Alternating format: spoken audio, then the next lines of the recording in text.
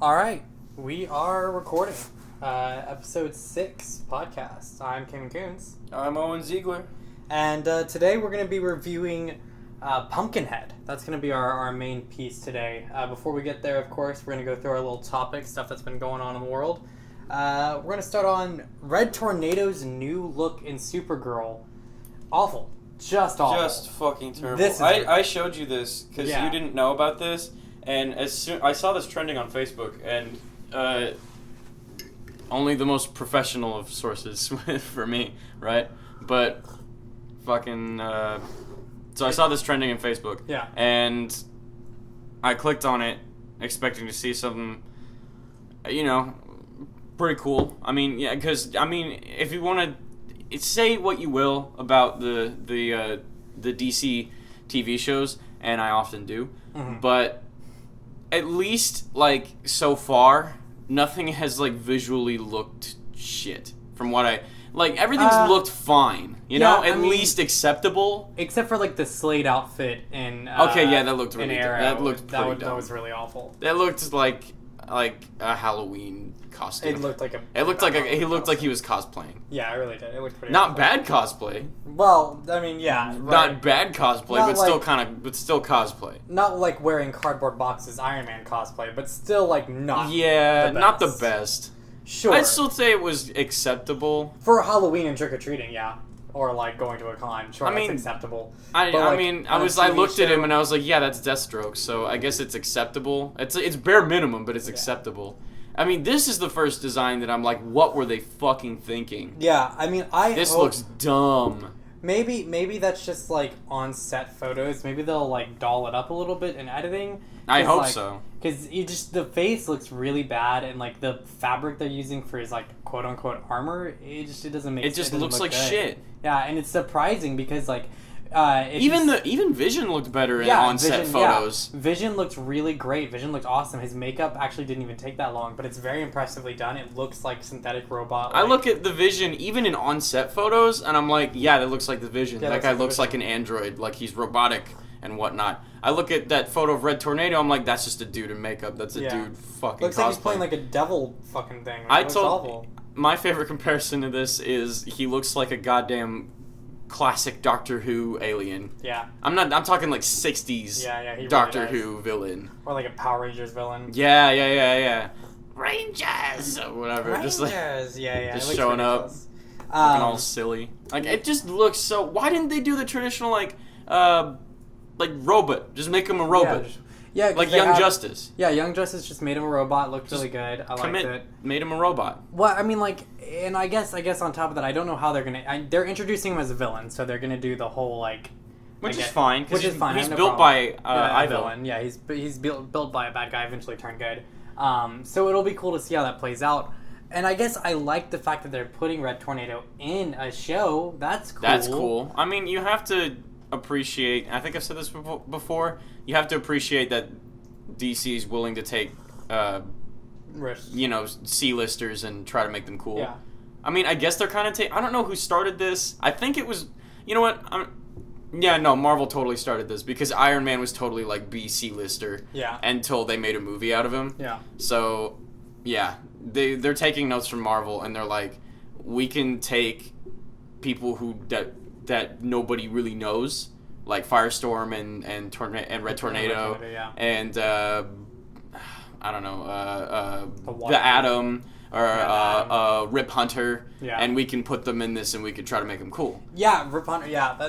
That's interesting because Rip Hunter's D-lister, D or E-lister, but no one even I know about Rip Hunter because he was in one or two panels in Infinite Crisis when I was trying to read Infinite Crisis. And he obviously has some huge ties with Booster Gold. Not Infinite Crisis, not the new one, not the Jeff Jones one, the old original Crisis. Yeah.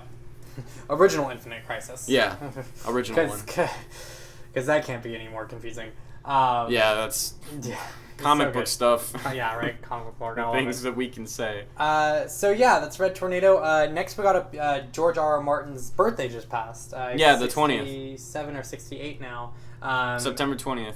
September 20th, and apparently it's been a lot of slowdown on. I was just reading up on his new book's release date. We don't seem to be any closer to that happening. So. God damn it, Martin. I mean, I love you, dude, and I'm glad you're still alive. Yeah, and at least it's taking time. And you're taking time. You're making it good. Like, because I know that's why you're taking time. Is that you want to make it good. I appreciate it. But like, Christ Almighty, man. Good thing is he seems avid about finishing it, and he was very responsive about what's been going on the past couple of months with it via Twitter and stuff. So that is true. It's cool that he's been very communicative with the fan base. In fact, I would say, if to congratulate anything with his birthday, I'd say at least he's good with his fan base. You know? Oh yeah. Unlike most creators or writers who just kind of like will leave their fans in the dark a lot. He's and like he's like the Joss Whedon of fantasy writing. Like Joss loves his fans. I would even say George R. R. Martin goes a little bit above, but that's only because Joss Whedon, actually, fun tidbit, Joss Whedon used to go to meets with fans. There's this website called The Bronze, and it was a fan site about Buffy. It was sounds awesome. Yeah, it was way early on, and they would have meetups, and the cast and crew of Buffy would go to these meetups and meet fans and groups in these little clubs. But it obviously got way too out of hand eventually because Buffy got bigger, everything got huger, and things like they had to like separate like the cast and crew from like some of the fans because things got like out of hand. And, that sounds a little risky. Yeah, but either way, it's good to see anyone getting in touch with their fans. I learned something interesting about George R. R. Martin. During the first ever Comic-Con that was hosted in, I believe it was either San Diego or New York. I can't remember which one it was. But like the first ever like traditional like Comic-Con thing that ever happened. Yeah. The first person to ever buy a ticket was George R. R. Martin. Wow. He was the first person to buy a ticket to it. So this has led to him saying that he's like the first comic fan. That's crazy. He's like said that before. He's like, I'm the first comic fan because I bought the thing. I mean, jokingly, of course. He doesn't actually mean that, but interesting. It's just really cool that was him. I wonder if he still has a ticket. That'd be really cool. Probably. That'd be awesome. That'd be sick to see. That's a relic. Yeah, for sure. That on so many levels. George R. R. Martin bought it. I'd have that framed. It was the first ticket. Yeah, I'd have it for sure framed. And sign it if I was George R. R. Martin. Oh, yeah. Dude, oh my gosh. He could pay for any kid's college fund that he has, at any point or has previously for sure. Absolutely. Next thing we're going to be talking about, so Prometheus 2 has a title now, Paradise Lost. Alien Paradise Lost. Alien and Paradise this is Lost. after Ridley Scott came out and said that Prometheus won't be connecting back to Alien until like 3 or 4. Well, that being said, this has been planned for a bit though. The original title of Prometheus was going to be Paradise. It was Paradise. Yeah, so it just seems like they're doing some shifting with their timeline, which is understandable. I guess because here's the thing, like, do I really want to sit through 3, 4 more Prometheuses? No, not really. Because I'm not really all that invested. I mean, like, I'll sit through another one just because I'm a big fan of the Alien franchise. I'm a fan. I'm not, like, the biggest fan, but I'm a fan. I just didn't like Prometheus. See, I had Xenomorph toys when I was a kid. I still have my Xenomorph toys back at home, like, back in Houston. Huge Alien fan. And I'm always... And the comics are great. Some of the games, not all the games, some of the games are really good. The RTS one's really cool. Alien AVP 2000 is really good. Yeah. That was a pretty good one. Isolation, fucking cool. Great. Yeah. I had a lot of fun with that. And so there are like, I don't know. There's good extended stuff, and I think it's interesting to finally see where the Xenomorphs come from. I liked seeing the sci-fi lore to it. The movie has a lot of plot holes, and we can definitely go And the characters are like nothing. Well, not I all remember of them. None of the characters. David, of course. Except for David. And of course. And like Dr. Sean or something. Yeah, Dr. She was alright. She the actress I don't remember. Played Yeah, Naomi. Naomi. Naomi. I don't want to butcher. Yeah. Girl from Rapace. I don't know. Anyways, but she's the original girl with the dragon tattoo. Well, she's in the American one. That was Rooney Mara. That was an entirely different person. Oh, right. It was Rooney Mara because she was in Social Network, and David Fincher liked working with her. That's right. Yeah. Ugh. So she's the original. The remake was awful. Naomi is the original one, and she actually did really good. Yeah, she did really good. I was impressed. I liked her performance. I just don't remember anything about her character except for like that really cool moment where she's like performing self-surgery on herself. I actually remember I remember about her dad sequence, like And, I like, do not remember any of remember that. she had like the flashbacks and stuff, and her dad was like on the side of the river, and that's where she like got her scientific mind from, and that kind of played throughout the whole story. That sounds cool, but and it transcribed her character too. That's what her character arc was. Okay, so yeah, I like her and I like David, but I don't remember anyone else. Do you remember anyone else? I don't. I remember her boyfriend, but he was. I remember Charlize Theron and I remember Idris Elba, but I don't remember their character names or anything about them except their professions. Well, I remember Idris Elba being pretty. He was the cautious. pilot. Well, he was also a pretty cautious pilot. He was yeah, he was super cautious when they landed. He was like,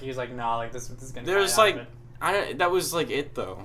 Yeah, that was like the extent. I didn't feel like I cared about any of these people except for maybe David. The movie, but then he was evil. The movie, well, he wasn't evil. I mean, of course he was going to be evil, but like, well, and he wasn't even really evil. I was invested in David. I wouldn't say David was evil. I said that he is what he is. He's evil in the traditional sense of in the black and white sense, I guess. Well, even in that, like his moral compass wasn't fully defined, except for the fact that he was based off one subject, which was to gather knowledge and intelligence. If you look at it on paper, it could be construed as evil.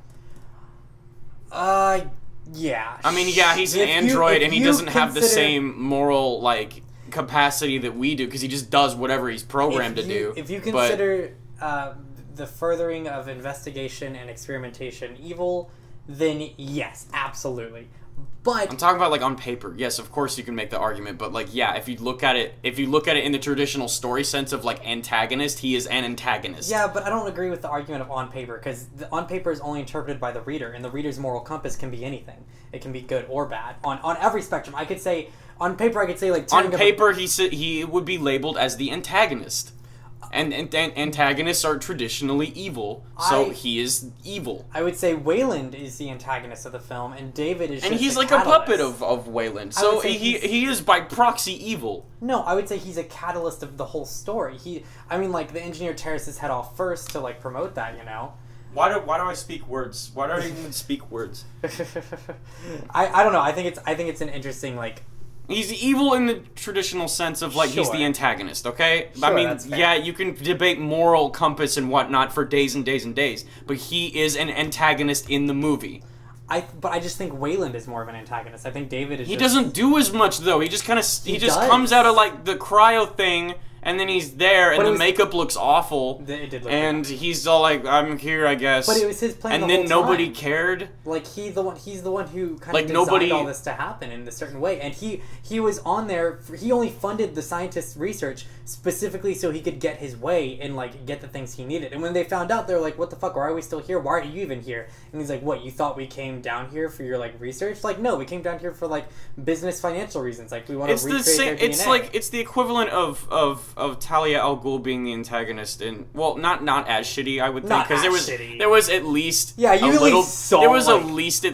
little bit of setup to Wayland being there in Prometheus, little bit of setup, but there was no setup to Talia. But it was equally just as like what the fuck to me. Because I was definitely just like, oh, you're here, I guess, and then the characters are just gonna be like, wait, what?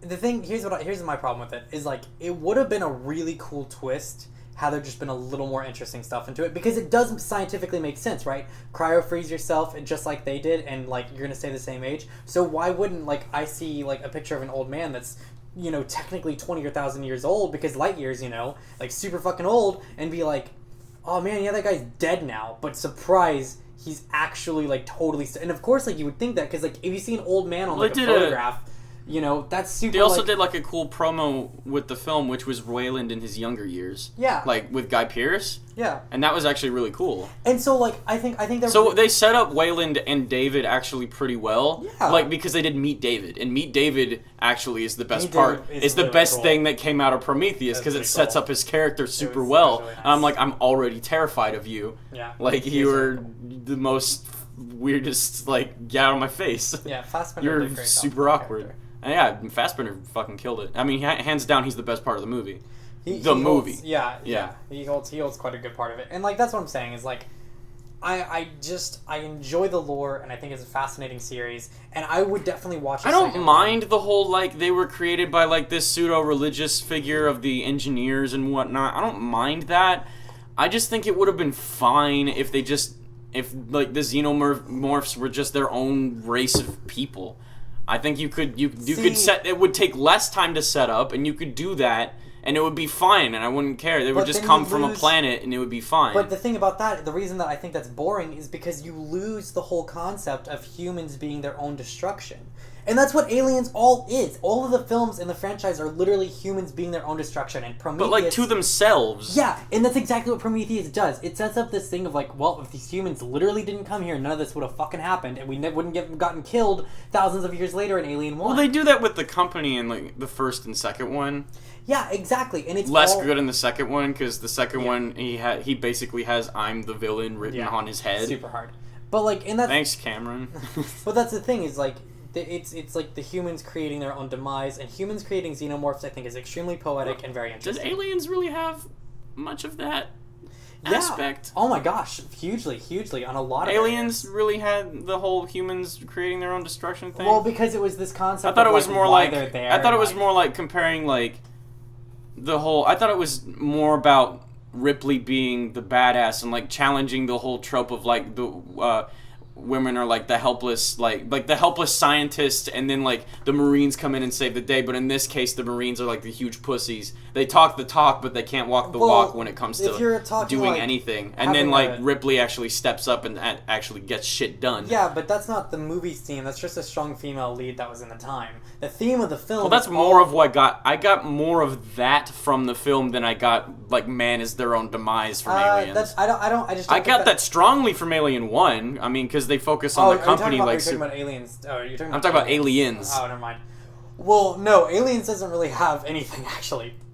I mean, yeah, it's still your own demise, because, like, why they're on the planet, and, like, them going back to the planet in general is... But they really only, like, touch on that for, like, maybe a scene. But it's the whole film. The reason they're there is literally, like, for them being dumbasses. Like, in fact, the whole film is literally just humans being fucking stupid. They don't focus on that, though. They do. They absolutely... No, not humans being stupid, just them being there, why they're there. Yeah, because they were there in the first place. In the beginning, they completely touch up on it, and, like, going back and how dumb it is to, like, do any of this shit that they're doing. And then it becomes action movie. And, it becomes action movie, but remember, like, her reluctance to do any of this is all driven by the fact of, like, didn't you learn once? Didn't you learn already? Like, and that's, again, humans, like, ignorant right there. Okay, yeah, they do have that. I think it's all of the Alien stories revolve around that main theme, and Prometheus isn't any different. I think that, I don't know, just Alien 1 is obviously the best one in, like, all that stuff. It's just fucking explain to me how Prometheus just works. Because you were trying to do this earlier. What do you mean? And you just, like, how the fuck they set any of that up? So, like, so you were telling me is that, and none of this, I must have either fallen asleep from how boring the characters were and the story was in this film, or this just flew by me, or they didn't explain it in the film very well. Mm-hmm. Because I don't fucking understand what you're talking about when you were trying to explain this to me. So, it might have went over my head. I don't know. What part didn't you get? Was it the... It's just everything. Just them, like, they found the thing in the cave, which is a star map, to their weapons facility. For some reason, there was a star map. Well, it wasn't a weapons facility, for one, and two, it wasn't just a star map. That's what I'm saying. People say this... But they didn't... They did. They stated it in the presentation when they were explaining. So they had the language there, and then Wayland found that language and then built David off of that. All the information. When does he say that ever? He says it throughout the whole film. David is literally like, "I was programmed to do this. Like, this is what I was programmed for." And in the beginning,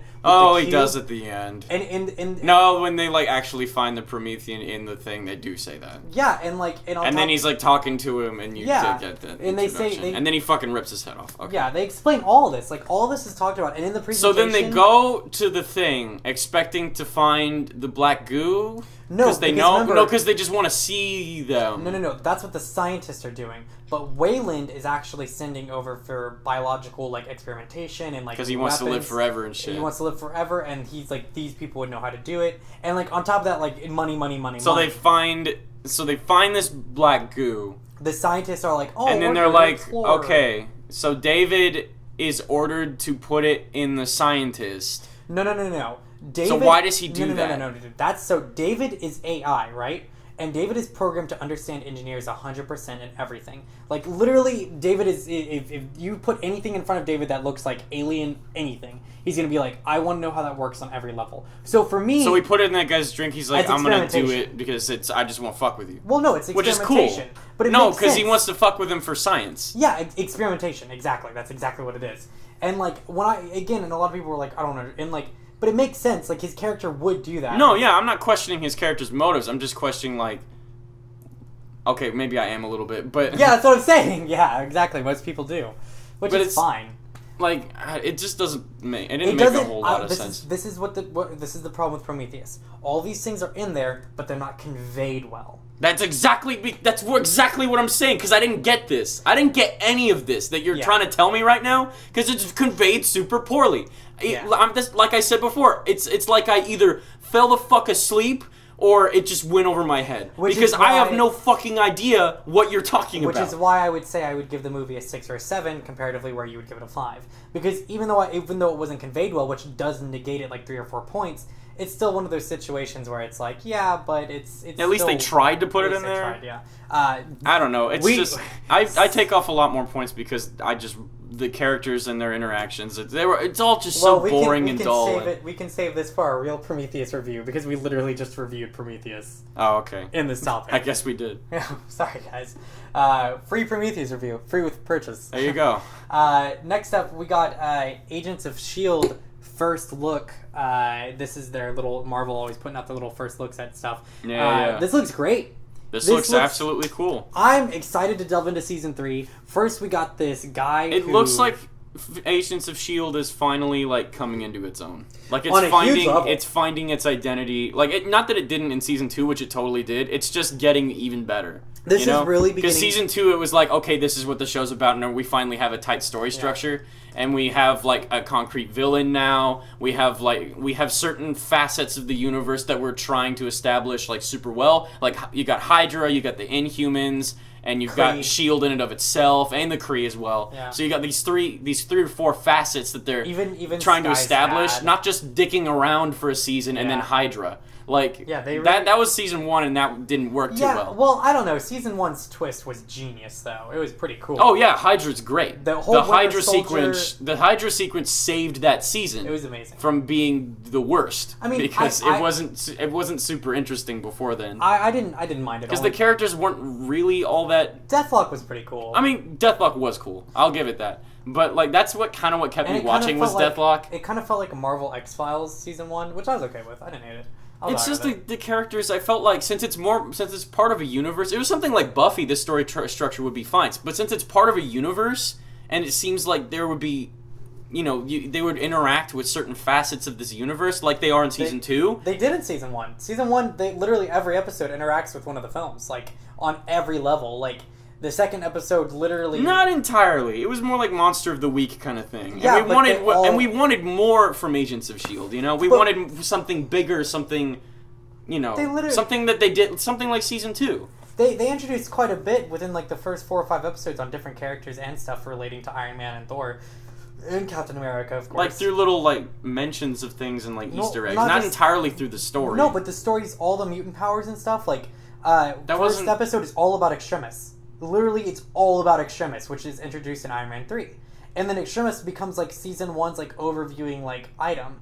And, like, every episode kind of has to do with that. Episode 2 and 3 are about, like, ruins that they find. And eventually they have a 2-parter episode with, like... a 1-part with, like, rage in the Thor, like, staff that, makes people enraged and stuff.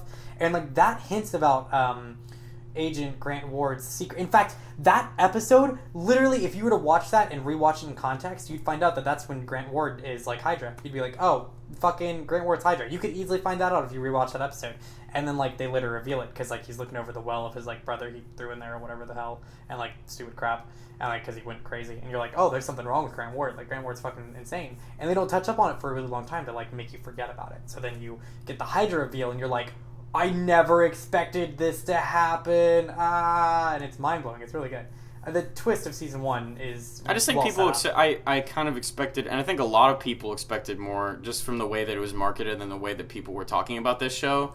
We expected more than just, like, just little facets of stuff that were in the movies. We expected like bigger things, Well, you know? I think they had to establish themselves first, and their action sequences did it really well, along with their very interesting characters. Fitzsimmons is one of the coolest pairing characters That got better as time went on. Well, of course they did. They had to set him up. You didn't know about him. Well, they didn't like. And when they they started completely out, new. like Daisy didn't get interesting until like season 2. Well, again, because Daisy wasn't even Daisy until season 2. Before, she literally some orphan named Sky. So yeah, she kind of is lackluster at points. But Like all of them, like these characters were like set up, but they didn't really have anything to challenge them all that much, except like physically. Well, like, are they gonna the conflict was always, are they gonna beat him? Are they gonna beat him? Melinda like May's character was super interesting. She has this past of doing like physical violence, and like she was known as like the majority of the characters were like her thing with Grant Ward, and their kind of what they were going through in season 1 was kind of cool. Interesting. But and the majority of the majority of the conflict was, are they going to beat the monster of the week? Are they going to do it? And I was like, they're going to do it, obviously, because that's what's been happening for like all the time. Yeah. And then finally, like, Hydra happened, and it's like, oh, it's something bigger, something larger than life, and then like characters change because of this reveal, and like everything that they believed is also being challenged. So it's like these characters that we've been setting up for so many episodes are finally being challenged on a deeper level than just, are they going to beat him? Yeah, but that being said, remember that like in episode 4. They introduce the Gravity dude. They introduce what's this Gravitron? You seem to expect me to remember really specific details that I don't entirely They brought that character remember. back like 2 or 3 times, and in episode 1 is when they introduced Deathlock's character. Like these episodes that seem, but here's my point. Season 1 is a blur to me, man. I don't entirely remember season 1. Season 1 isn't just Monster of the Week. Season 1 is adjusting to literally like New York introducing aliens, and every episode is about that. Every episode isn't just Monster of the Week. It's like, this is a repercussion of aliens existing and people knowing about it now. Like, that's what is going on. And, like, for the past couple of years, a man in an iron suit has flown around. Thor has come to Earth. Captain America has been recreated from melted out of ice. Like, all these things have been happening, and there are consequences. Yeah, sure, they mentioned that. They're like, okay, there they are, and this is a consequence, but how are we going to beat them? But every villain is only existing because of that reason. Yeah, because of that, but the conflict is, how are we going to beat them? Well, yeah, the reason for them being there is very thematic, but how are we going to beat them is the fucking conflict. It's been that... It was the conflict for the majority of Season 1, until it was heightened at the end with Hydra. But something that connected on a deeper level with, like... not only a film and a lot of the main characters in the cinematic, side of things, and then on the television side of things as well. So you get 2 different perspectives. See, I would say you should go back and rewatch season 1, because when I rewatch season 1, I see all of the characters who not only like, because even not every episode is just like beat the villain. Every episode is like, who is the villain? Like, I don't remember anything more than that though. Well, like, it didn't leave that much of an impression on me. Well, season 2 totally did. That's because I think. So I feel like season 2 has more going on. Yeah, maybe I need to rewatch it, but like season 1 is a little slower paced, but I think it's for good reason. And I think you have to kind of sit through it and really like. Maybe it's very similar in the sense to Buffy season 1, because Buffy season 1 had a lot to set up and also didn't feel as fresh as the later seasons. But that's probably just because, and it was season 1, and they had to set up a lot of things. Well, and so that's probably why for me, Agents of S.H.I.E.L.D. is such season 1 is such a blur to me and left little to no impression except for the last thing. Yeah, and largely because it tied into the movie. Yeah, I mean, I would have to say rewatch it, because like season 1 of Buffy has like. Freaking such great episodes, like the witch episode, hyena people. Oh, I'm not saying it didn't have good episodes. Like anything having to do with Deathlock. I said the Hydra plotline is fucking genius. Great, yeah. Anything having to do Fitz and Simmons were all awesome. Very cute and their relationship and how they've gotten to be in Shield and how they support each other. And they're the all most very interesting cool. duo on television right now. The chemistry between May and Ward is also very interesting, and Coulson coming back from the dead, kind of a letdown in how that unfolded, but led to more interesting things in season 2. Much more interesting things, yeah. In season 2, it got way cooler because of the psychological aspect of it. Like, he was dead, and now what's he gonna do about that kind of thing? The guest house was pretty neat too. I do think that was kind of cool, and that did lead to some good. cool That stuff. led to some cool things. Also with Bill Paxton's character, which was really cool. I loved his character. There were good things. I'm not saying season 1 was bad by any means. I'm just saying it was lackluster, like compared to where we expected it to be. You know? Yeah, it definitely was an explosion every episode, but I will say but that's that probably largely what I'm talking about. Can be attributed to it being season 1 and a bigger thing. Yeah, that's fair. That's fair. I definitely strongly suggest rewatching season 1. It's on Netflix for anyone who's curious on doing that. Yeah, I don't remember a lot of things about season 1. It's pretty good. It's pretty good. So next up, we got some Star Wars news. Hayden Christensen rumored to be on set for Episode 8. I don't understand the reasoning behind this. Neither do I. Well, I remember we talked about this and we said this is what we came to the conclusion to. The only way this could work is if it's a holotape. What did we say? Oh, holotape. We did say holotape. holotape. And I was like, yeah. But like, but one of the articles that we said, I can't remember what it was, but it said that he was training for Episode 8. That's right. And that implies fight scene. Which, I mean, holotape. So holotape, are they watching the holotape of him killing the children, or like what? I mean, I guess that would make the most sense. I mean, it takes a lot of training Is to kill that children, right? What I guess I don't know. You'd know more than me, but no indication. I just don't know why. I mean, I've always said that Hayden is not what's wrong with Darth Vader. Yeah. What's wrong with Darth Vader is George Lucas and his writing and directing of the character. Yeah. It's an insult to like what he is in the later movies. Yeah. Because in the original trilogy, he's not. Well, they like deify Darth Vader in the prequels too. Yeah. Like he's the fucking chosen one, and that just makes him. He should have been. You and I both came to the conclusion that like it would have been way more interesting if he was just a prodigy. Yeah, much more interesting. Because like then people wouldn't just be like, he wouldn't be put on a pedestal all the time for just this thing that somebody wrote for some reason. He would be put on a pedestal because he is good at what he does. Yeah. Not that he isn't in the movies, because he is good. It's just most of that leads back to just him being the chosen one. They're like, oh, it must just be because you're the chosen one. Yeah, chosen by whoever the fuck wrote that prophecy, I guess. No one's going to talk about that. They're just going to mention it in passing every once in a while. It just would have been cool to see a kid Jedi who is excited by adventure, is wide-eyed, super like ready to go, but then has this secret like temperamental rage issue that like turns out to be like to bite him in the ass a little bit later. And like, everything but the rage that you said. Well, I only see the rage describes issue. Luke Skywalker. Yeah. Everything but the rage describes Luke Skywalker, and that's why Luke is so cool. Yeah. Exactly. Like Luke is my favorite Star Wars character so far. I mean, because the new movies are probably gonna have some cool characters as well, and that leaves room for a new favorite character, a new hope, if you will. A new hope. But Luke is just so fucking cool, and he's the perfect protagonist. Yeah. He is the perfect protagonist because he's fish out of water without totally being like out of place. Yeah. You know? Like he's not like he isn't dropped into this universe not knowing how anything works. Kind of like when he knows how stuff works, but he doesn't know how big everything is because he's isolated. Yeah.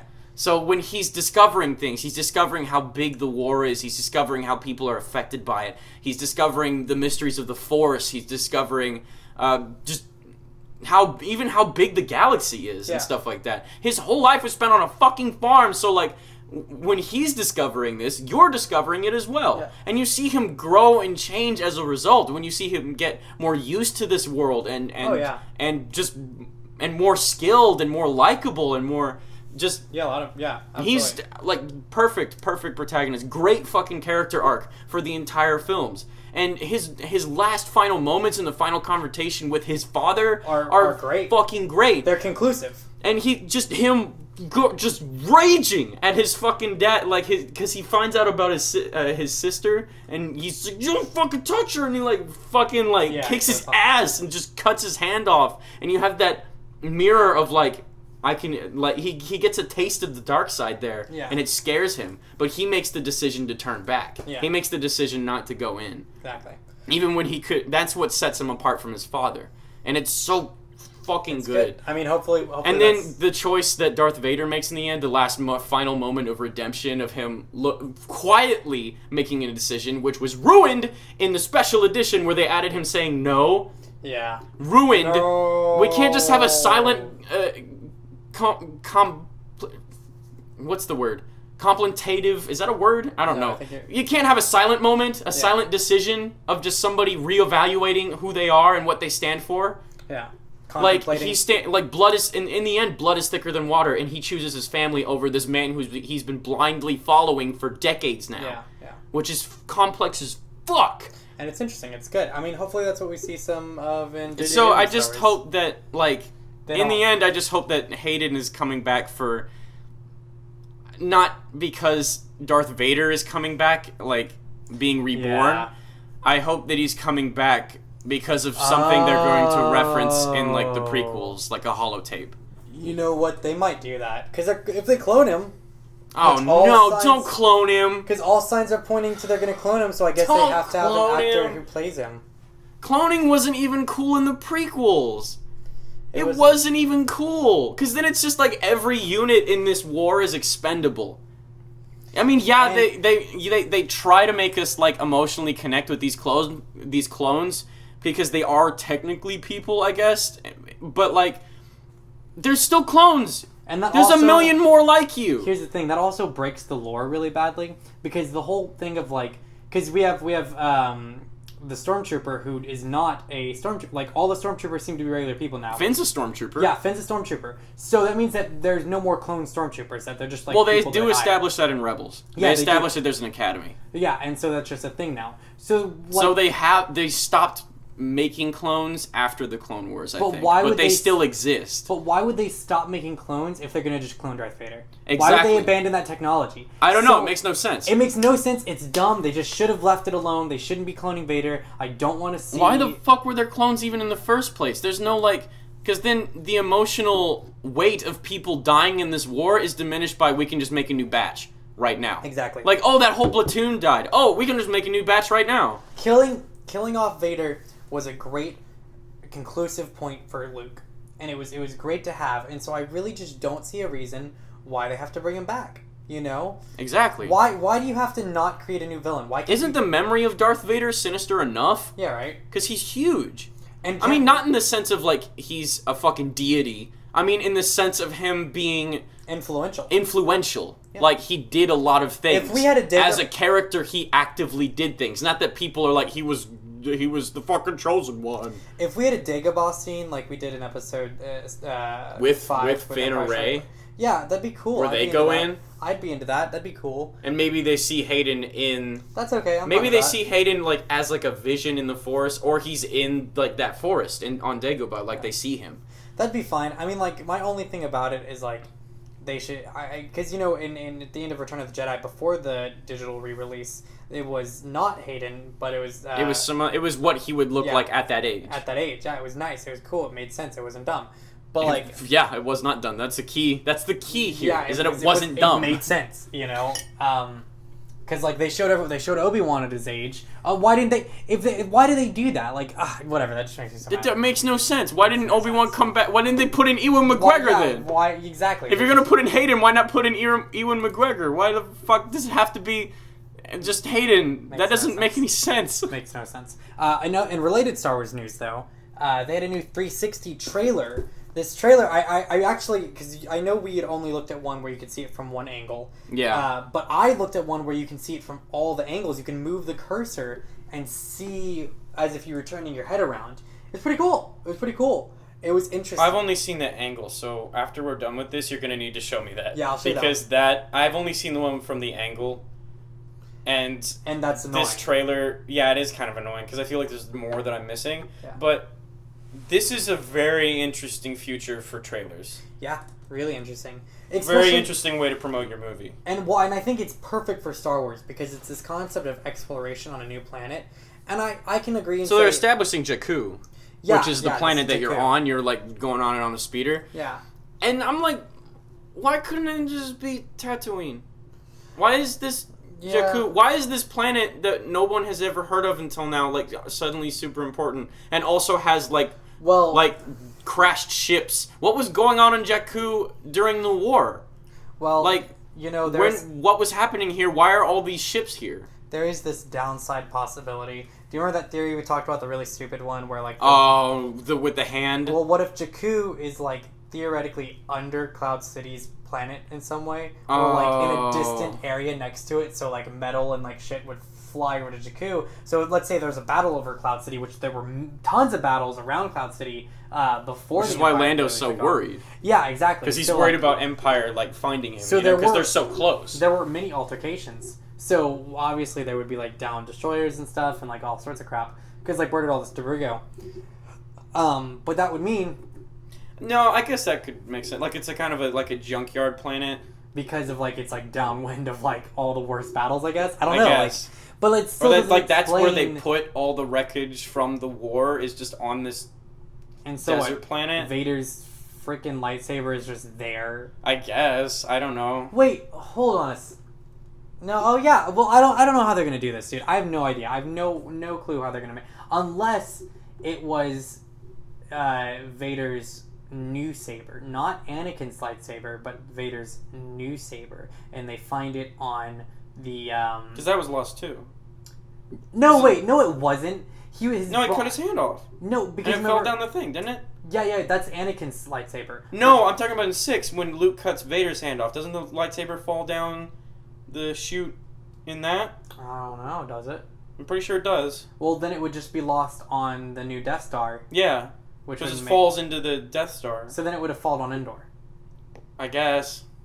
If that's how it works. If that's how things work in space. When you fall down, you just go through space, I guess. Unless Vader still had the lightsaber on him, and in which case...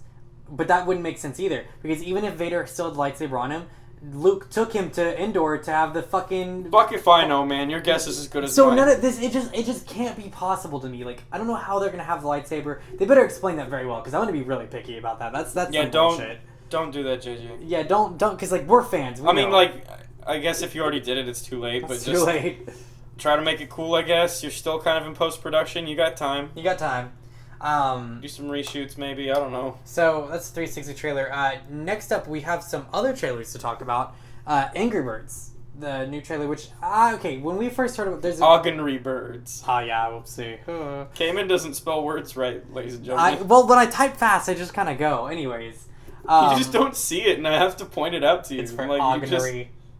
Like, we get scripts for Rule of Thirds, and I'm like, you misspelled everything. Well, grammar and spelling, kids. I mean, to be fair, you're writing those at, like, 5 a.m. or, like, whatever. Yeah, so true, at ungodly hours, so I guess I can't blame you, but, super like... ungodly hours. Speaking of, got more to do that? You also misspelled conclusion. Oh, did I? Yeah. Oh, whoops. Oh, wow, I totally did. Oh, my God. Whoopsie. I type so fast and I put a lot of letters before the letters. Anywho. Yeah, no, I get you.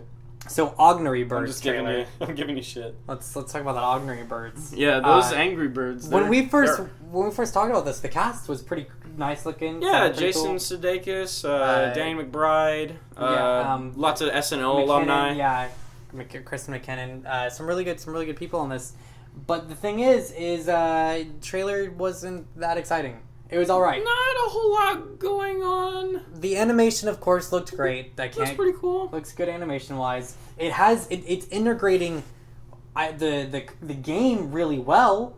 It's integrating like how pigs coming in and being dicks. Yeah, it's integrating that stuff and then blowing up like when they get excited. Like I get it. Oh yeah, like the mechanics of the game fitting the personality of the birds is very nice. Very nice, very nice. But it's not anything I haven't seen before. Yeah, like, how are you guys gonna make this interesting? How is this not another, like... How is this not Rio? Yeah, how is this not Rio? Exactly what I was about to say. How is this not Rio? Because this is basically Rio. Like, how is this not every other talking animal, like, on an island film about birds? About birds and crap that we've seen for the past, like, fucking decade now, like... Especially Rio. Especially Rio. And it's just, And they even had Angry Birds Rio! They did, yeah, that's what So, like, is this in the same universe? I actually wouldn't mind that. I think that'd be pretty funny. That'd be pretty funny, but, like, fuck if I know. I don't know what's going on. Hopefully they include some Star Wars Angry Birds. That'd be nice. Yeah, that'd be funny. I loved what Lego Movie did when they included Star Wars in that. That was awesome. That was great. That was Because great. Billy D. Williams was Billy actually D. Williams there. is actually in it. That was so fucking He was cool. all like, yeah, we landed on the planet of Poon. Or so, I don't know. Oh, my God. The moon of Poon. Jesus. But I don't know what I'm talking about. either way, it's I mean, we'll see what they do with it. It just didn't look too exciting. Yeah, it's alright. I'm still interested in seeing where they're going with this. I'll watch more trailers, and I'll maybe even go watch it for free sometime if it comes out. Yeah, I might not. I don't know if I'm gonna pay money. I don't know to if I'll see pay this. money to go to a theater and see it, but we'll see. We'll see if the trailers get really cool, and maybe we'll see. Probably not though, from what I've seen. Yeah. Another trailer we got that is exciting though, the Peanut trailer, which I will definitely go see in theaters. Yeah, Peanuts. This looks looking great. actually pretty good. This looks pretty awesome. Because the animation looks very. It looks modernized, but it looks still very in the tradition of how characters move and feel like they should. Yeah. You know? Yeah, absolutely. And I think they didn't taking that into a more of a 3D aesthetic didn't really change how the characters feel and look, and that's cool. On top of that, it's pretty groundbreaking too. On some way with the story, it's this concept of with this whole introducing the new kid. I think that's a place that obviously there's been a lot of Peanut films. You know, we have our pumpkin film, we have our Thanksgiving and our Christmas one. We've had some others. I think there's Easter. Yeah, and that's cool and great and all. They're always really nice stories, but this is something that just never has been done by the Peanuts. It's not like a rehash of an old story. It's completely new into its own, and we don't know where it's gonna fully go. I wouldn't say groundbreaking. I'd say new though. I would say groundbreaking in the sense that you have this series that has literally never introduced a new character. No, the little redhead girl was always there. Really, I don't remember. Yeah, no, he talks about her all the time. She's mentioned in the musical. Oh. There's a whole monologue that Charlie Brown has about the little red-haired girl. So she's always been the love interest. We've never seen her. But we've never seen her face. We've only seen her from the back occasionally, maybe. So are we gonna? But the question is, are we gonna see her face in this film? I guess. I hope so. We might. That'd be pretty great. That'd be pretty awesome. Yeah, like a new character. I think. Well, I think. But he's mentioned her before. No. I think on top of that, this is one of those things of they could have gone a lot of directions with this, and I'm glad that this is the direction they're going. Oh yeah. In preference to making another Christmas movie or you know what I mean. I just think this is just do your own another yeah. thing. Tell a story about the characters. I'm interested. And I'm glad that they casted actual little kids. That's Great, the only yeah. way you do Peanuts. Yeah. Because if they cast Jason Sudeikis as Charlie just- Brown or some shit, I would call you out and be bullshit. that sounds bullshit. You're getting these 30, 40-year-old people to come in and do child voice They sound acting. good. They sound good. They sound great. I mean, not that that's bad in general, but it just doesn't fit the style of Peanuts, because Peanuts has always had child voice actors, and Yeah. it sounds great. These kids are Really killing good. it. Yeah, they sound very impressive. I mean, I'm impressed by what I've seen so far. I will definitely go see it, and it looks like something to keep your eye on. Yeah. It's the coming months. I'm a come big on. Peanuts fan. Yeah, it looks awesome. I mean, and fucking Snoopy looks better than ever. Yeah, I love Snoopy. He's looking He great. did the angry face, and Yeah, I he was did like, the oh, angry that's face. so That was cute. awesome. Look at him. And Woodstock. I love the looks angry great. face. And the initial, I remember seeing Red the initial, Baron. Yeah, the Red Baron. You got and Red seeing the Baron going teasers. on. That looked awesome. I'm super excited to see what they do with that. I love Red Baron. And they seem to be really having a great time crossing the line between fantasy and back to the real setting really well, they do always. Imaginary. Yeah, kinda the land. imaginary stuff. I mean, it looks really Kinda really smooth. Kind of like what Arthur did. Yeah. I always thought it was I thought Arthur did a very similar kind of imagination kind of thing that Peanuts did, where it's Very. characters putting yourself in the imagination of the character. Yeah, but toddler-esque. Yeah. A little more. Yeah, I can see that. What else we got? We got John Wick 2, which we reviewed John Wick 1. But John Wick 2 is starting filming this fall, and it's going to be directed by Chad Slinsky, same guy who one of the same guys who did the original. So we found out, and I'm excited. yeah, I'm awesome. into that. Awesome. I'm John definitely, Wick is something that I do not mind being expanded on. Yeah, I'm excited to see where they go. As far as action films go, I'd say this movie has the potential to go as good as a franchise as say Bourne Identity has. Yeah, definitely. It could be the new especially Bourne. it could be a newborn. Absolutely, I think it's a movie to check out for and see that. I'm definitely excited to see what they do with this character, what they do with Keanu Reeves. It's good to see. It's good to know Keanu Reeves getting brought back to play an interesting character that I like watching him play. So I'm super excited. And they're filming this fall, so we'll probably get a release date of next summer or next fall. So Yeah, I'm into that. I guess the question is if we're gonna get a cinematic release or a straight to DVD. I want cinematic. I think enough people liked one to see the second one. I hope so. That'll be good. We also got Sigourney Weaver confirmed to appear in Ghostbusters 2, which is a pretty big deal. Ghostbusters. Sorry, not Ghostbusters 2. The remake. Remake? Yeah, Ghostbusters. Is it a remake? Because they're making it's reimagining. hinted at. I guess reimagining. Bill Murray's gonna make a cameo. Yeah, I know that. A lot of the original cast is gonna be making a cameo. I know Ernie Hudson's down. Yeah. I think Dan Aykroyd is also down. Yes. Unfortunately, Harold Ramis, rest in peace. Yeah, is no longer available to do such a thing. But everyone else is, and they will be making cameos. And now with Sigourney Weaver also making a cameo, and I am more than okay with that. So I think this, whether it's a remake, whether it's a sequel, whether it's a reimagining, I don't care. I'm into this.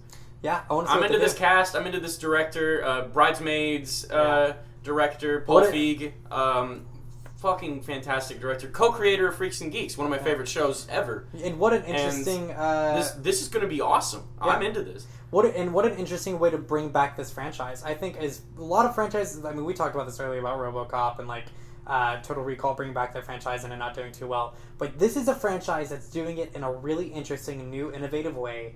That is cool. It's not just remaking the movie; it's reimagining it. Yeah, and it's reimagining it. It's interesting because it feels like it's going to be told really well in a modern setting, and Chris Hemsworth is going to be their secretary, Which is awesome. Awesome! And also hilarious. Super hilarious! Can't wait to see how they do that. One.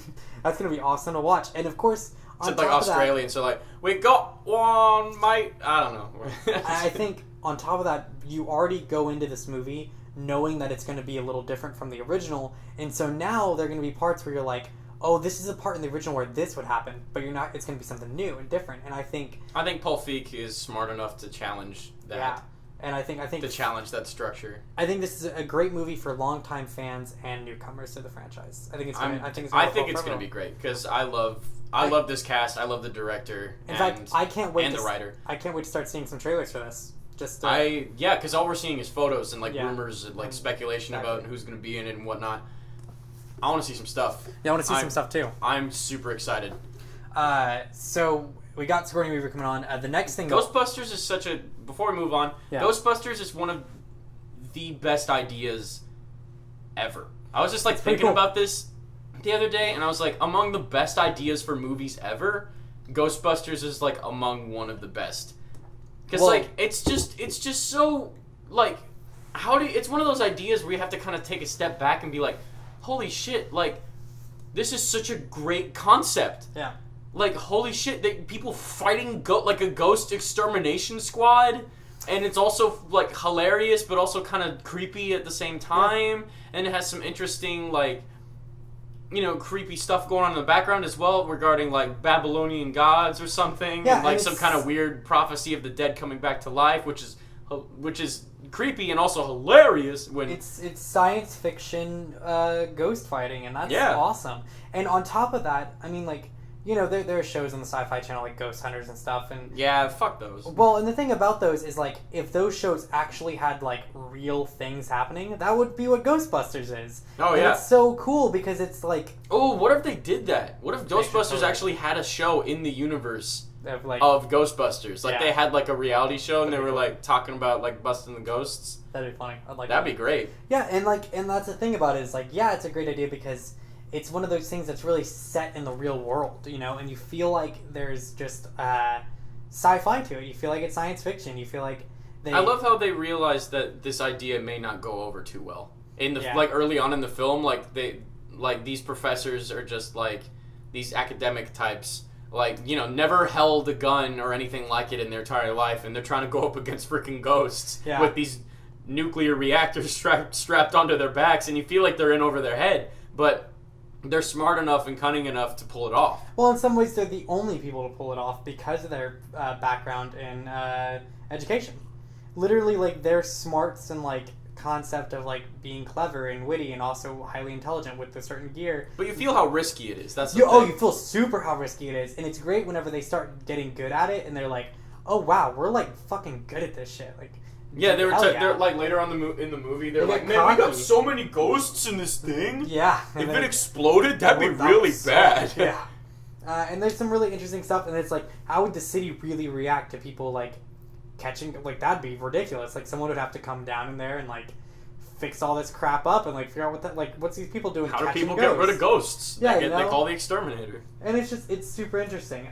They call their ghost exterminator. So yeah, I'll definitely be excited to see what they do with this.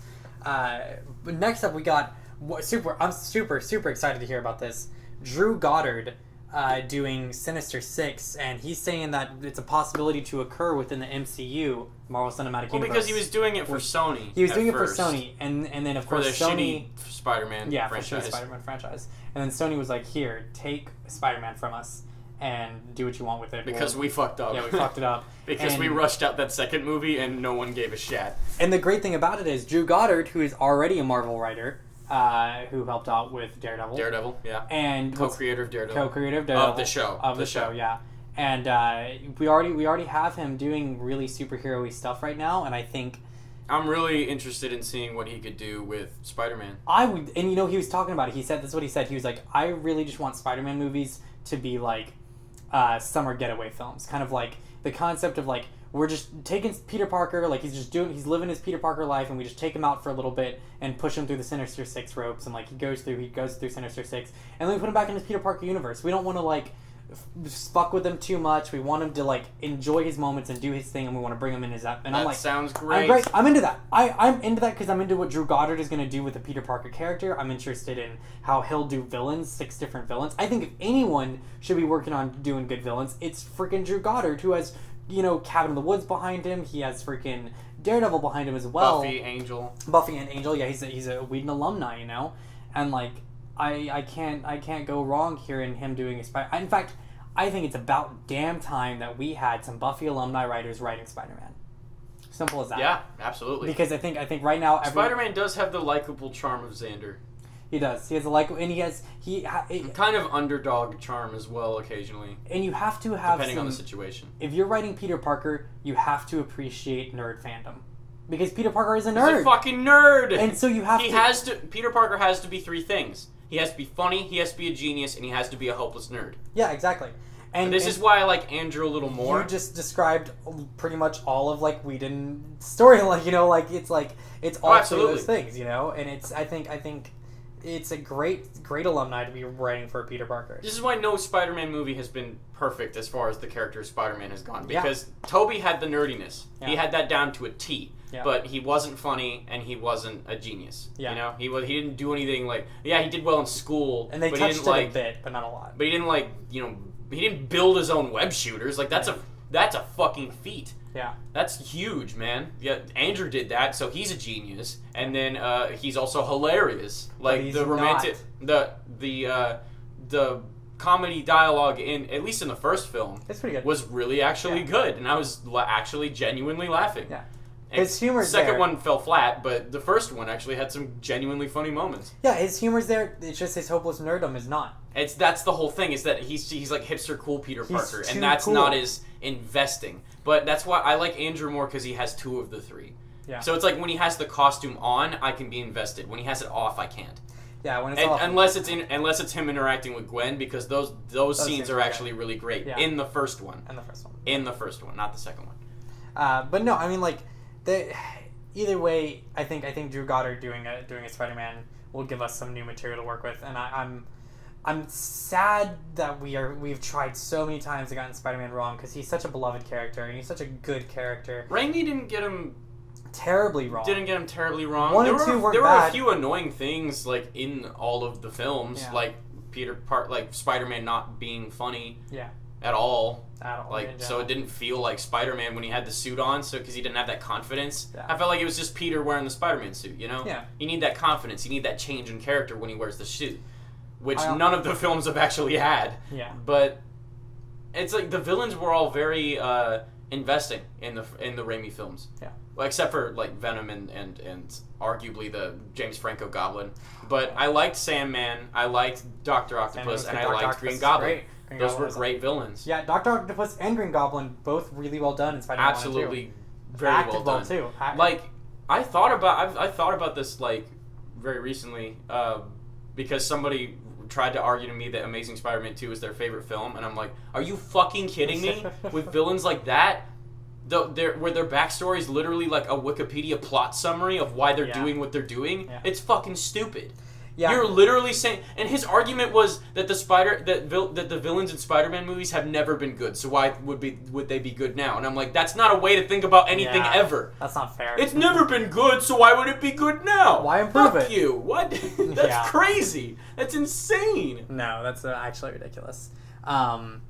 No, I mean we'll see what they do with it. Hopefully we get some new stuff, and I'll be excited to see Vulture possibly appear. Mysterio, if I get a good Mysterio. Oh, I want Mysterio. If I get a good Mysterio, I want Mysterio.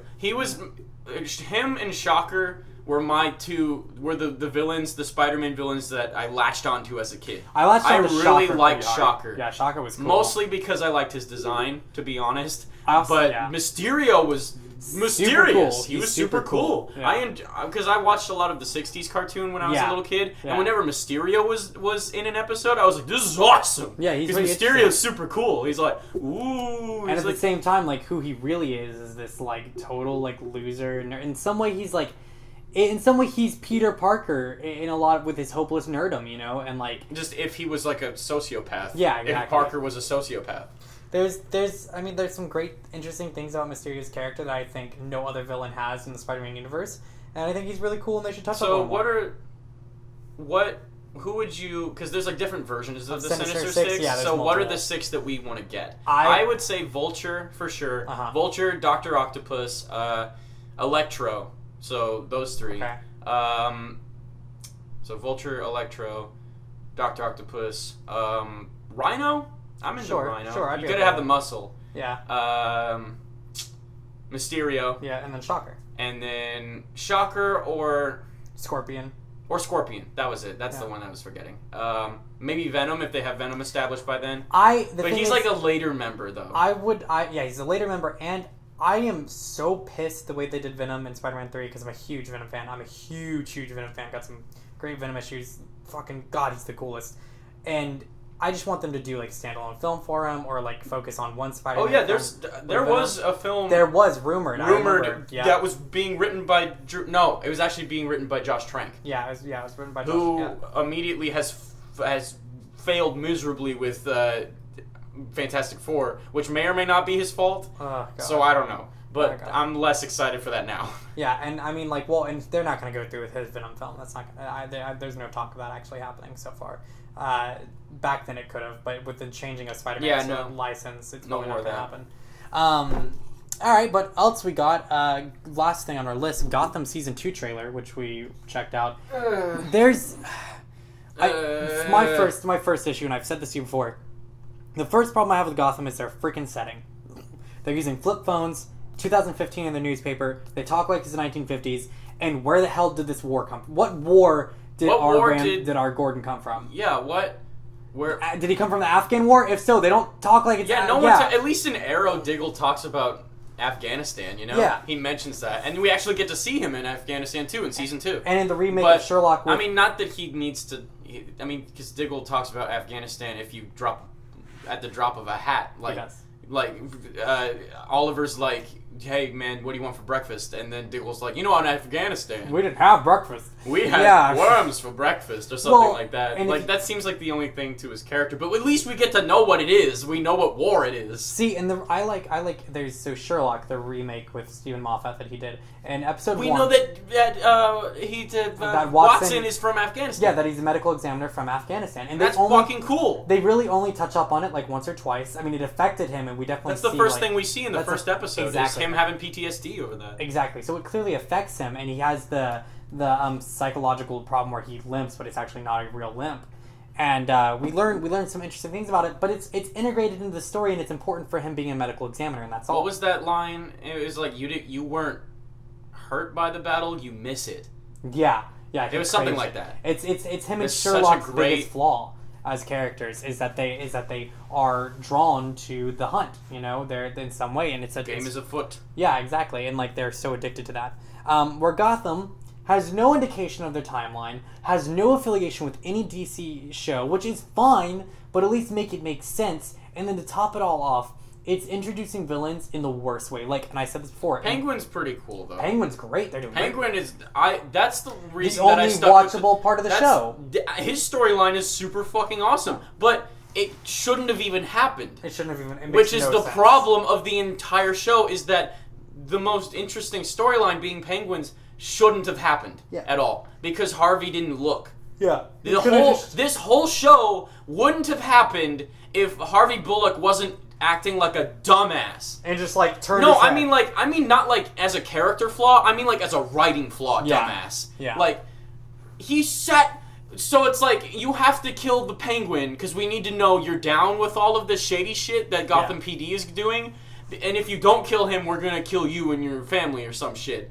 Just shit's gonna happen to you. Yeah. And so you gotta kill Penguin. So Gordon is like, okay, and he takes Penguin to the dock and fakes killing him in the most unconvincing way possible. Yeah. And literally, the only reason Bullock doesn't notice this is because he didn't follow him to the end of the dock and make sure he did the thing he was supposed to. Exactly. Why would you not make sure? If this is the most important thing ever for him to do this so he can do his job with you, so you can feel like you trust him at least, why the fuck would you not make sure that he does it? Especially a character who doesn't kill innocent or doesn't kill people for no good reason. He knows that Gordon is like the straightest cop ever as far as like morals go. Yeah. Like he wouldn't do this at all. He's gonna need some coaxing. So like, why wouldn't you stand by him and like tell him to do it?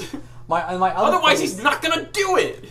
My other thing that makes me mad is like they have these other stupid freaking things like the Poison Ivy is called Ivy in the show when that's not her name. Not her name, makes no sense. Also, she is not in Gotham as a kid. She's not. She's in Washington. Her character lives in Washington. Why? And then goes to Gotham later. Like, I don't understand how any of that doesn't make any sense. It doesn't make any sense. And it's like, did they research these characters at all? Or are they just like... Her name's Pamela Isley. I remembered that. I just pulled that out of my ass right now because I remembered it. And like, the thing is why would they include these characters except for the reason of them being like, oh, people are going to like it if we talk about this character. And it's like, no, I'm going to be mad that you don't respect the character enough to give him a proper introduction. Like they're doing with the Joker. Which is stupid. Fuck that. That's some bullshit. Fuck everything they're doing with the Joker. It's so awful. Fuck that so much. When we were watching that trailer, everything that they show the Joker doing has been done before and done better. Done much better. Because he did the whole disguise as a police officer thing, which is from The Dark Knight, and also talking to a video camera, which is from The Dark Knight. They literally You're doing The Dark Knight again, and you think I'm not gonna notice. Yeah. I notice. You're lazy motherfuckers. You don't know how to make this character fresh and interesting anymore. It's like if you're gonna if Moffat had put Moriarty in he did put more, but if he put a Moriarty in the TV show that like was to a T the most predictable stupid fucking thing that everyone knows of Moriarty being Sherlock's nemesis. This Joker is not when I see something with the Joker, I should be wowed and amazed the first time I see it every time. Like if it's my first time seeing the Joker do anything, I should be like, whoa, that totally got me. Because you mean the Joker's like the bank clever. robbery scene in Dark Knight? Exactly. The Joker is clever, and I should be like, whoa, the Joker is clever, not like... The best scene in the movie? Yeah, best scene in the whole film. The bank robbery scene? I just shouldn't feel like, oh, wow, I've seen this a million times before. And on top of that... Literally copying The Dark Knight. That pisses me off so fucking much. They might as well have just like made a teen cartoon of the Dark Knight's Joker and put him in the Gotham. That's basically what they're doing. That's exactly what they're doing. They gave him a name! They gave him a when you give the Joker a concrete backstory, because people might say, I know some people will probably say, but Killing Joke was not a concrete backstory of the Joker if you paid the fuck attention to what he was saying in the monologue. He says, sometimes I remember my past one way, sometimes I remember it another way. If I'm going to have a past, I prefer it to be multiple choice. So the only thing we know for sure is that at some point, he was the Red Hood. At some point. Yeah. But we don't know anything from there. We don't know who he was, what profession he was, what financial state he was in, who was in his life, like what his family thought of him or anything like that. Nothing. Him remembering his past in Killing Joke is him remembering his past a certain way at that time. Yeah. Because aspects about the carnival are reminding him of things that may or may not be part of his past. One of the multiple choice things. Well, and on top of that, this is just a certain way he's remembering it. You can't trust the story the Joker tells. You know what Absolutely. I mean? Which is also something that is very well done in The Dark Knight. Yeah, exactly. It's very well done. Every time he tells it, you're just like, oh, can't trust this. The Joker, the thing that makes Joker so interesting is him being this larger-than-life force. He's not just a dude. If you give him a backstory, then he's a dude that you can punch, and dudes can be punched in the face and beaten easily. But Chaos Incarnate cannot. Exactly. So him being ambiguous makes him so much more intimidating because he could be anybody. Yeah, which is why I don't think he should be in a TV show in general. I think absolutely not. I think he should be in. If the story involves the Joker, it's a movie. It's a movie. If the story involves, unless it's like the animated series, which did it really well. But unless it's the anime, because they do cartoon is like a different structure, whole different structure. But if we're talking live action Joker, it should be a movie, like hands down. Because like TV Joker, unless it's great writing, and then it's like somehow you can do this. Yeah. Like, if you're gonna do TV Joker live action, don't do an origin story, for fuck's sake. For fuck's sake, yeah. Don't ruin him like that. So that's Gotham Season 2 trailer.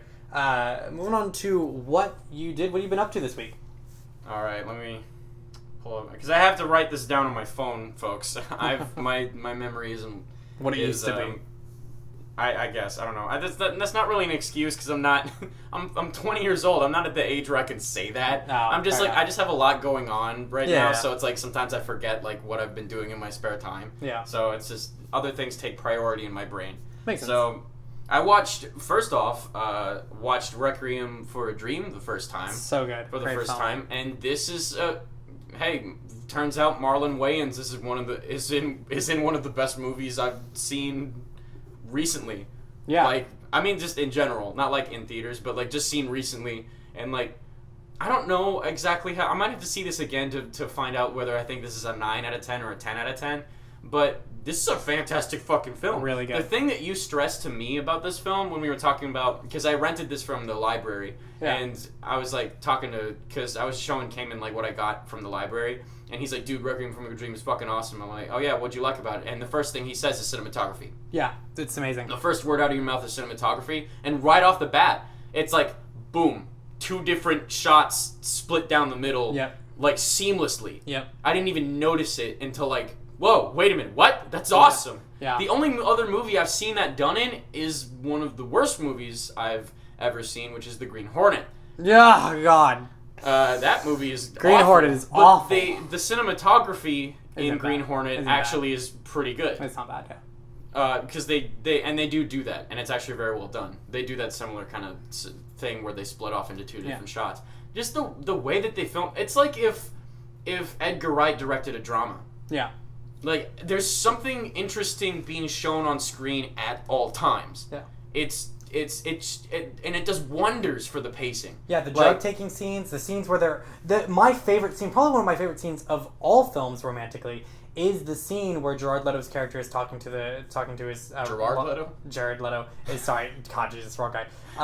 Jared Leto is talking to his romantic interest, and Jennifer Connelly. Yeah, and they're having the close-up touching sequences while also showing bits of their face talking. That scene is intimate, and the cinematography is 100% part of that scene, as is the writing, as is the characters, as is what's going on in the story in general. Because not only are they connecting to each other verbally, you see how they're connecting to each other physically. How they're talking to each other with their hands. Exactly. Yeah, and it just impressive. does wonders to establish how close they are. Yeah, it really does. It says so much without saying that much. Yeah, you know? It's really impressive. And then, of course, it's a fucking great movie. The only issue that I have with it right now is that they use that damn song so much. They use it like 4 or 5 times in this film. And by the 3rd time, I'm like, you couldn't have written another song?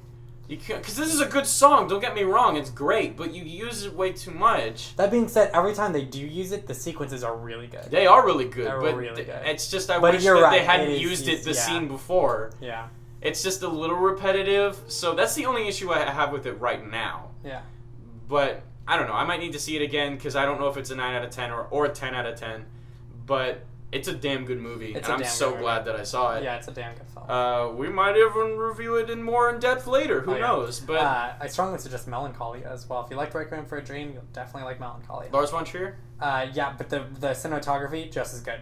Just as good. Okay. Just as impressive. Fair enough. If not more so at times, honestly.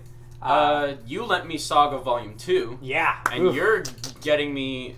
I'm going to need to buy these myself because I'm just reading your volumes. Dude, and 4. God, these are... God, this story is just so... How do I even describe how good it is? Yeah. Like, it just feels... Here's the thing that strikes me about Saga. Mm-hmm. Is that the writing and just the way that characters talk is just so natural. Yeah. Everything just I can't really describe what it is. I don't know. It just feels so natural. Yeah.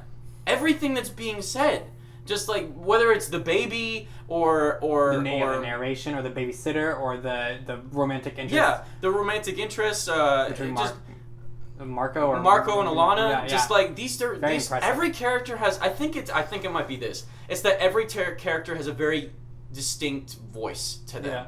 Every has and a very hear it really just well. like even from reading the lines of dialogue, I can tell how this character would probably sound. Yeah. Like it's really well done. If you were to read me a line without telling me who said it, I could probably guess who said it from all the characters in Saga so far. Because they all have such distinct ways of speaking. Like Prince Robot 4 talks way differently than Marlo would or Alana would. And Marlo's parents talk differently than him too. And they're great. Which is like this interesting like change, you know, because you see how different he is from them, but that they do really care. They still really have this bond, you know. Yeah. You feel that connection, but you also feel that distance as far as like beliefs go. And you know it's crazy because I've read up to volume 4, and I'm hopefully gonna be reading volume 5 soon. I think. Don't tell me nothing. I'm not gonna tell you anything. Don't tell me nothing.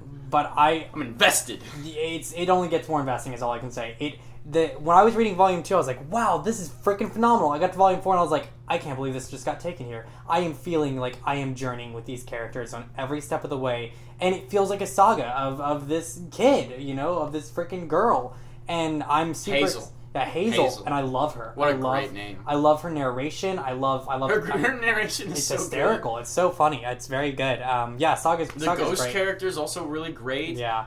It's just such great writing, and the characters this world and the characters are all just so unique. Very. And I love finding out new things about it, and just even like new characters. Like Gwendolyn shows up in this volume, and that's fucking huge. Cool. Gwendolyn's really cool. And just it's just fucking awesome. I'm gonna have to buy these. Yeah, they're great myself because I'm gonna need to reread them at some point because they're fucking amazing. I have also been playing a little bit of with friends currently. I've been playing a little bit of CS:GO. Oh, great game! CS:GO. Counter-Strike Go, and I've come to the conclusion that I am not good at this game. I can say that at the very least. I will say this. I'm better when I play with friends. Like, I remember playing a round in the computer lab at St. Ed's with three other of my friends, Declan, Sam, and Alex. And Alex and Sam were on a team, and me and Declan were on a team. And I was sucking dick for like the first few rounds, you know, like Alex and Sam took the first game like piece of cake. I mean, the only reason they had trouble was because Declan is really good. Yeah, Declan is actually really, really good, but like, you know, we still lost because I suck at this game. And then during the next round, something clicked. I don't know what it was, but something clicked, and I was able to play really well. And I actually we started coming back during the next game that we played, because we played 2 games which had like different rounds. Yeah. And like we were losing rounds left and right in the second game until something clicked for me. I don't know if it's just because I found a gun that worked out for my play style, or like I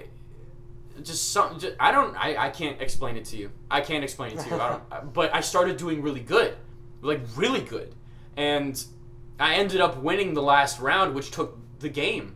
Like we won like the entire game because of this last round that I won. And like Deck had already been killed, and Sam and Alex were still hiding somewhere, and I killed both of them, and we won the game because of that round. Like it was huge, and I had a lot of fun with that. It's a great game. It's very interesting. I also played it online with them. Yeah. And with just a bunch of random people as well, and that click just went away. And I found it's just like, this game is about as close to a realistic shooter as you could possibly get. It's pretty This crazy, game is pretty realistic. As far as like in terms of video game, while still being a video game, because Arma is it's realistic, but also sometimes as a detriment to the game. Yeah. But CS:GO stays realistic to the point where it's not detrimental to the game. Like, it still feels like a game, but it still has that realistic feel to it. Yeah. And it plays off of that really well. I'm just a huge pussy in this game. I every time I hear a loud gunshot, I go, bleh! I lose my fucking mind, because I don't know where people fucking are. You have to have some awareness. I have to have some fucking hyper awareness in this game. I guess that's also kind of why I did it better, because there were only 2 people I had to worry about when I was playing with friends, and it's just fucking intense. Super. I kind of wish, and I know this is counterintuitive to Counter-Strike Go, but I kind of wish I was playing with a controller. And just for one reason, because I know that people are like, oh, why would you do that? Because Counter-Strike Go is so much better with a mouse. I know that. Because you need that precise aiming. Yeah. That is necessary to the game. But whenever I hear a loud gunshot, I go, and I joggle my mouse. Yeah. With the controller, I could get scared and go, and then that wouldn't affect my aim all that much, but it wouldn't be as precise. So I wish I could freak out without fucking up my aim, But it's a fun game. Very fun. And very fun. Even though I suck ass at it, I'm having a fun time, hanging out with friends and doing that. So that's basically what I've been doing. That's good. It's good. I used to play CS, so it's a great game. Yeah, good stuff. And I've been having some fun, I guess, a little bit. Not too much, not too exciting. I watched Area 51, which is the same guy who did Paranormal Activity series, which I am a fan of the Paranormal Activity series, except for the 4th one, because it's complete crap. But it's Area 51, and it's, for me, I'm a big Alien guy. I love Alien films. I have a plethora of knowledge on horror films, and I have a really good plethora of knowledge on Alien films. Even if it's B-rated Alien film, I've probably seen it. I'm a huge fan. But the thing is this has such a great start, a great concept. No one's really tackled the Area 51 thing, except for a video game that happened. But this was hey, we're going to try to make you believe that we're going to Area 51. It had its hopes set on a Blair Witch Project film, but it did not turn out as well. The ending of Blair Witch is exactly the ending of Area 51. It's lackluster at best. But it sets up the characters decently well, and it has some really interesting points and some really cool methods of how you would get through Area 51. I kind of disagree on the whole Blair Witch thing, as we had this conversation before. Yeah, we've had the conversation. I kind of disagree on the Blair Witch thing, but I think just because of how we watched that movie expecting different things, I guess, because you really wanted to see the Blair Witch. I think the whole argument of you not liking the ending and me liking the ending a little bit more is hinging on the fact that you wanted to see her and I didn't necessarily. And you not getting that payoff really kind of pissed you off, and me not being able to see her, I was more okay with that. You had no disappointed expectation. But here's the reason I have a disappointed expectation, because for me, that's a huge cop-out, and that's what this movie did. It didn't give us a full shot of the alien, which is a huge cop-out, because the thing is... Yeah, okay. In a film about an alien and you don't show the alien, that's a bit of a cop-out. Yeah. And I could kind of understand if it was budget constraints, and I guess that's kind of what the reason for Blair Witch as well. Yeah. But well, and the other thing is the presence of the Blair Witch was enough for me. I know that I could totally understand the argument of I wanted to see her at least once. At least once, or at least because here's the thing, budget aside, there's also this concept of you're trying to do this thing where that the look of it is not going to be as scary eventually, because everything's looked. Yeah, because I gave you that argument of the Blair Witch is scary because your brain, given a scary thing and little tidbits about their looks, which is super well set up in the beginning of Blair Witch. Very well set up in the beginning. How she looks and what her abilities, what she can do to you. Your mind will subconsciously fuck with you and create the worst image possible for you to fear. Yeah.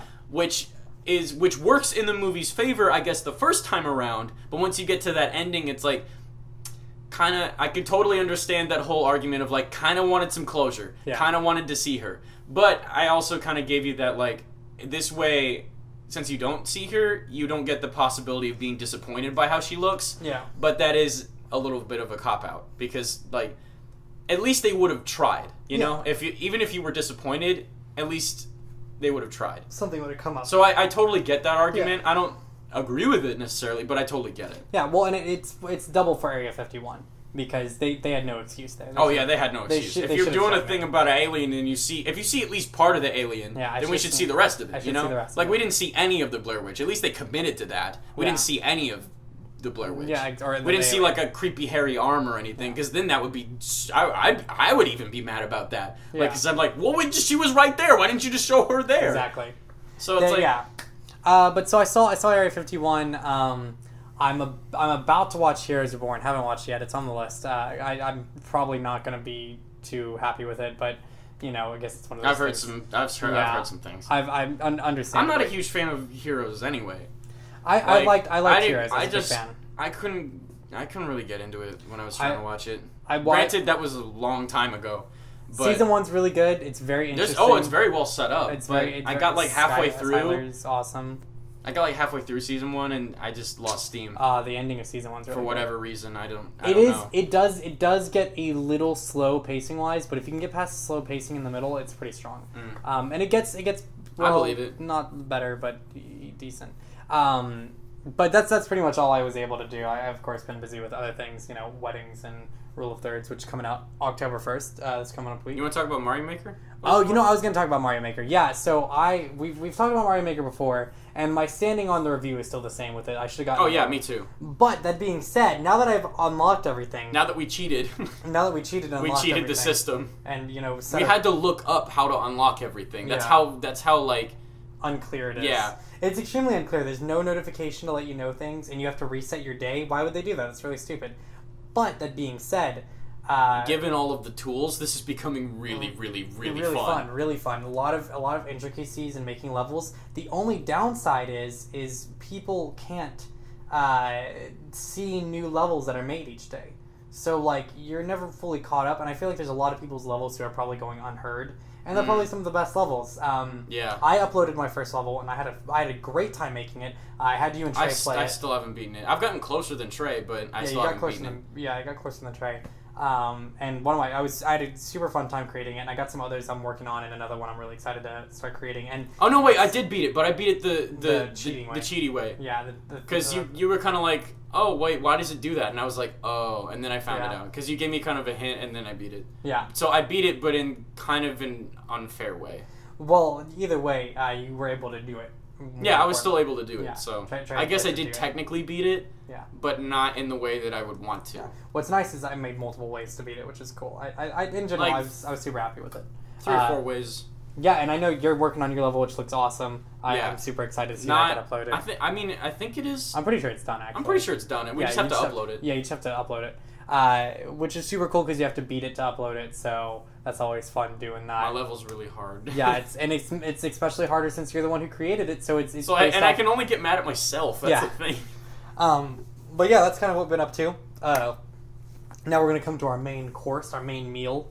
For Pumpkinhead, that's a couple of teenagers, and that's our Pumpkinhead movie. Before we kind of get into the writing, kind of introduce, this movie was made in the early 70s, and it's directed by someone who has great awards. Stan Winston. In makeup. Stan Winston, he has great awards in makeup. 4 Oscars. 4 Oscars. Jaws, Terminator, Jurassic Park. Jaws? Not Jaws, sorry. Jurassic Park, Terminator, and Aliens. Aliens, yeah. And he has 2 in Terminator. He has 2 for Jurassic Park because he worked on the visual effects for Jurassic Park. Because he might have done like the animatronics maybe. Very impressive. Very impressive. Very impressive stuff. Which is actually, and it shows because that's the highlight of Pumpkinhead. But we'll get to that later. The aesthetics. Okay, so we're gonna get into the writing now. I guess I'll kind of start. It's a mixed bag. It's a mixed bag. I'll start it off by saying it starts off great start, amazing. Great start. The first 25 to 30 minutes of the film are good. Are pretty fucking good. The father-son character, extremely interesting. Pumpkinhead is actually very well set up in the first the thing that happened in the past kind of thing of like the first revenge encounter story, with Pumpkinhead, and then he grows up and has a kid of his own and everything, and he remembers this legend. Very interesting. There was something in this first 30 minutes. I'm not gonna spoil it, but that actually genuinely surprised me. Yeah, and it was shocking. I think this is what I said about the writing. And then they forget about it. This writing, this is what I would sum up the whole entire writing situation as. This was written by theater people who have really creative and clever ideas, but then were like, let's make a horror movie, I guess. Yeah, but they were like, what do horror movies have again? And they included all this stupid shit in the middle of like killing the teenagers and like all the stuff in between of like spooky, scary. Like as soon as it becomes a horror movie, it becomes not good. Exactly. Like because you have this super interesting like character stuff going on in the first like 20 to 30 minutes, and then it becomes a horror movie, and all that stuff is just dropped. Is almost like entirely forgotten. Yeah, because they straddle between following the teenagers who are initially interesting and following the father and son. Initially interesting because of what they did. Yeah. And then they kind of they don't forget that, but they don't focus on it in the way that we want them to. Well, because they get swept up and getting killed by a Pumpkinhead. It's like we're too busy being murdered. Yeah. We're too busy being murdered to talk about how you should like us. This movie falls victims. The writing of this movie falls victim to bad horror cliches.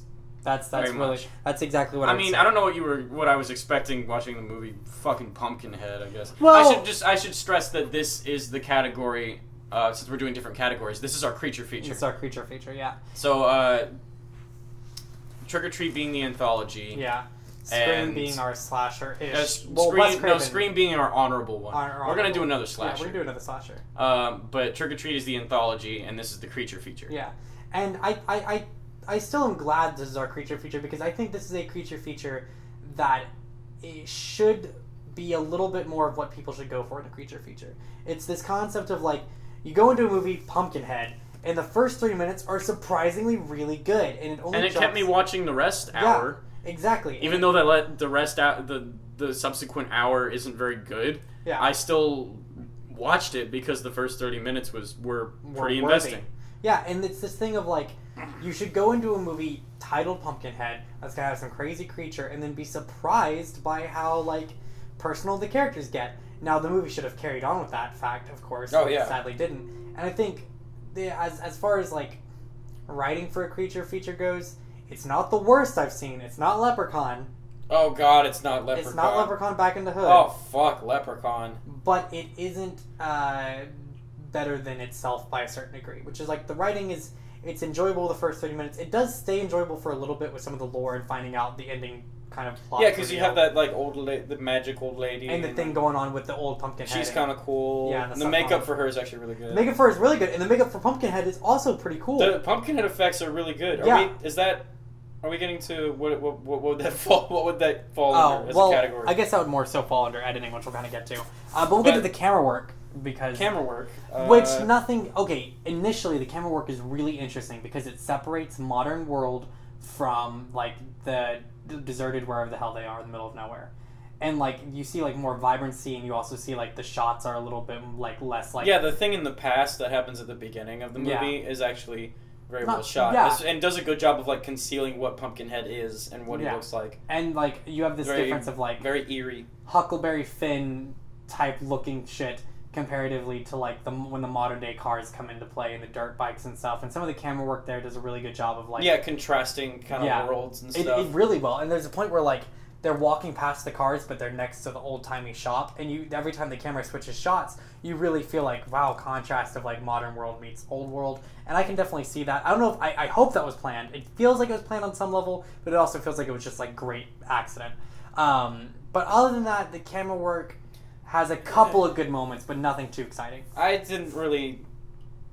It's the same thing with the whole same thing as writing. For me, once it gets after the first 30 minutes, it's just like I didn't really notice it all that much. Well, when the head gets pushed through the window.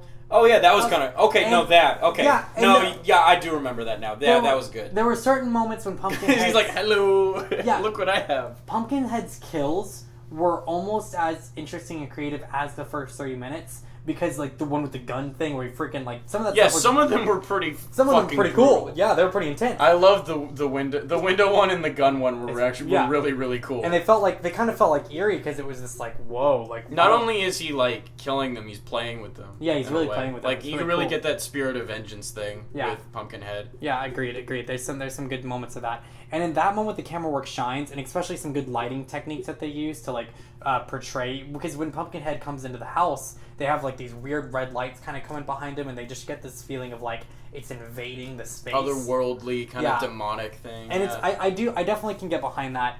But other than that, I mean, there's some really dumb fucking shots in there with the bird. That like the scary the like, dog. Oh my god, the dog just like stupid. I remember laughing out loud at certain times because of like oh my god, the fucking like fake out scares. They're like, really awful. Oh man, I just hilariously awful like they're pretty bad fake scares. And it's just like I guess that's a product of the times, but that doesn't mean it holds up well. Yeah, no. And like that's And movies even now still do that. That's still a shitty thing to do. So just like, I wouldn't forgive a movie now for doing it either. So it's just like, no, I'm not gonna give that a pass just because this was like, they just started to do that. It's still a shitty thing now. Yeah. So it's like, no. Yeah, agreed. The next we got up is our editing. Which I mean, some good moments. Really, it's the mixed bag deal. Does Pumpkinhead's look fall under editing? We'll count it as that. And if so, we'll just count it in general. We'll just say overall, this Pumpkinhead looks great. Yeah, he looks really great. Overall subject, Pumpkinhead looks. He's a pretty cool design. He has a really interesting design. Better than most creature designs at the time. Oh yeah. For sure. And he's the way he's monster. The way he slowly starts to look like the later character kind of reveal thing going on is actually really cool too. They do some really. I mean, like they were clearly limited by their current technology with some of his animatronic movements, and then some of the actual guy in the costume. They still made it to be. They still managed to make him pretty sinister. Yeah, they still given did a good the limitations. Job. Yeah, given the limitations, they still did a pretty good job. But editing wise, it's mixed with those horrible sound sequences, and then fucking god. But then some it's really like dun, like. But the beginning still has some great editing as well. I mean, like the transitional pieces between the two. The first 30 minutes and the subsequent hour almost feel like two different movies. They do. Because of how like different the quality is about everything. Yeah. Just like absolutely. Because the editing and the camera work and the writing and some of the performances as well are all way better in the beginning, and then like just lose I will say everything at the end. I will say this about the editing, is it's exactly what Stan Winston would be guilty of. His editing doesn't really matter that much, but the fact that he uses 100% practical effects does. Because like the practical effects look good. There was that one shot where the knife looked fucking fake as hell. Oh yeah. I could see the blood because they're doing that practical effect where it's like the blood comes out of the knife kind of thing. And a lot of horror movies do that. This is not a new thing. Yeah. But I could see that the blood was coming off at an arc from the knife. Like a clearly defined arc where it wasn't coming out of his skin. Yeah. It looked like it was coming from the knife. Like the knife was bleeding onto this guy's skin, and it looked awful. Yeah, I mean, but besides that, there were some not terrible practical effects. Oh yeah, that was just the one that stood out to me. Yeah. Of just like, oh my god, you could have reshot that. Yeah, the gravesite stuff. Like, there's a couple of sequences where like the practical effects are pretty impressive for like how tall Pumpkinhead is and like what they end up doing with him. I mean, there's a couple of good moments with it, and I mean, obviously, Stan Winston's work does show with Pumpkinhead and the work they did with them. Like the design aspects, yeah.